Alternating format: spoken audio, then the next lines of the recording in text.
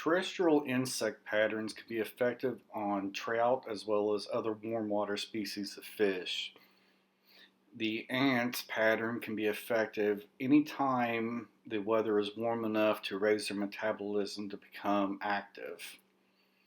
This particular pattern was selected as an introduction to the new fly tyer and dry hackles as well as dubbing techniques. Let's begin tying the terrestrial ant pattern.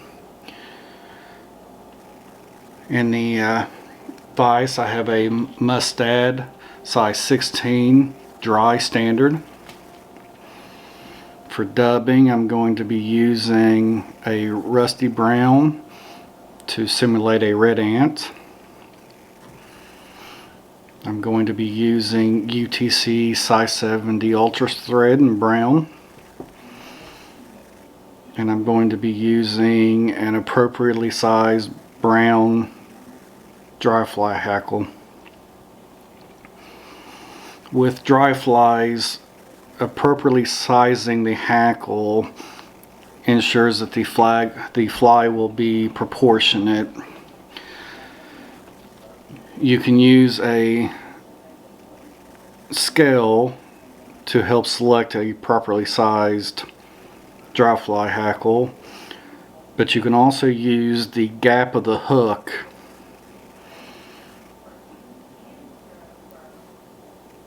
if you bend the dry fly hackle over, extending the individual fibers. You can align the quill with the point of the hook and see if the individual fibers come up to the shank of the hook.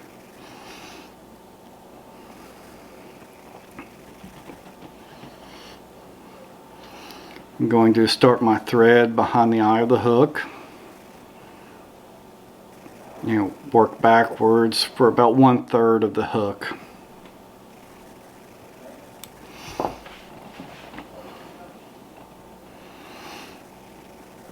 I'm going to wax my thread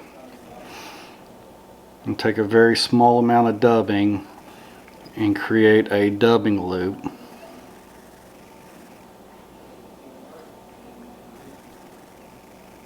Or a dubbing noodle, I should say.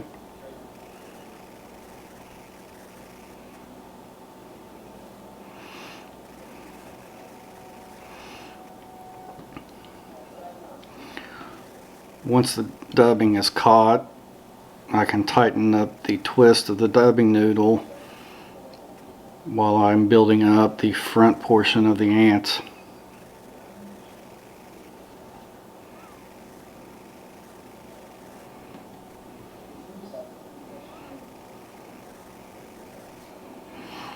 Once I have the front portion of the ant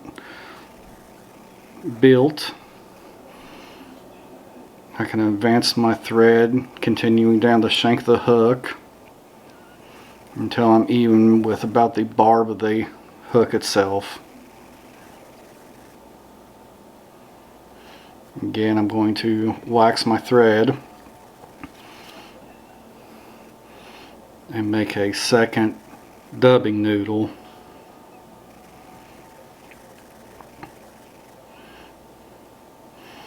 Using slightly more dubbing than before.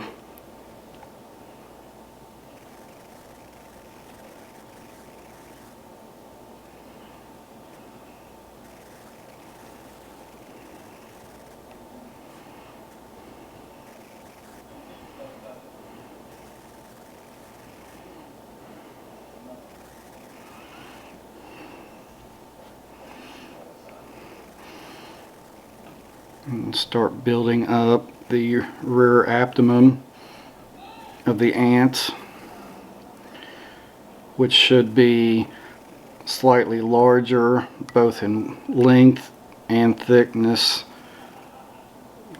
to the front.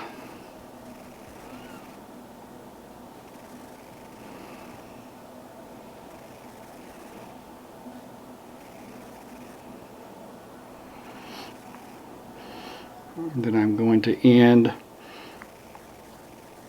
just behind the first segment of the body. To prepare the dry fly hackle, we're going to remove all this longer fluff at the base of the feather.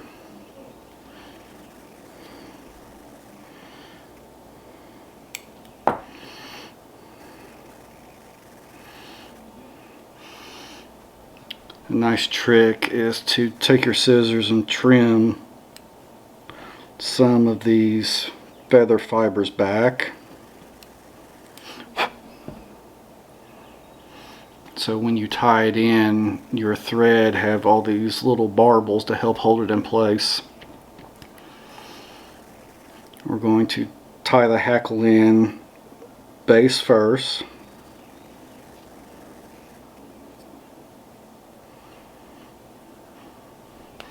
And then trim off the excess quill.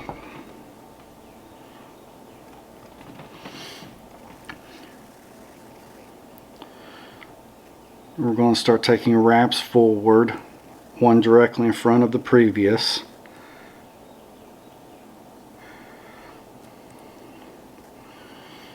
And only 2 or 3 wraps is needed. And we're going to take our thread, and as we bring it over, wiggle it side to side a little bit to get through the individual fibers of the hackle.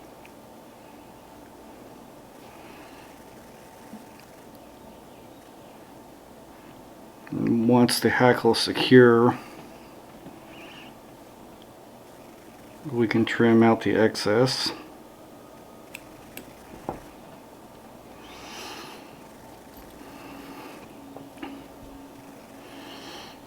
Now we're going to whip finish directly in front of the hackle.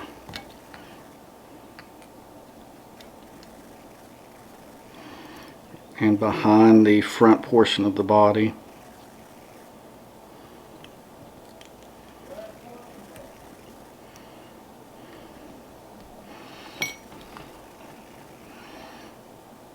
We can trim our thread and apply a little bit of head cement to the whip finish.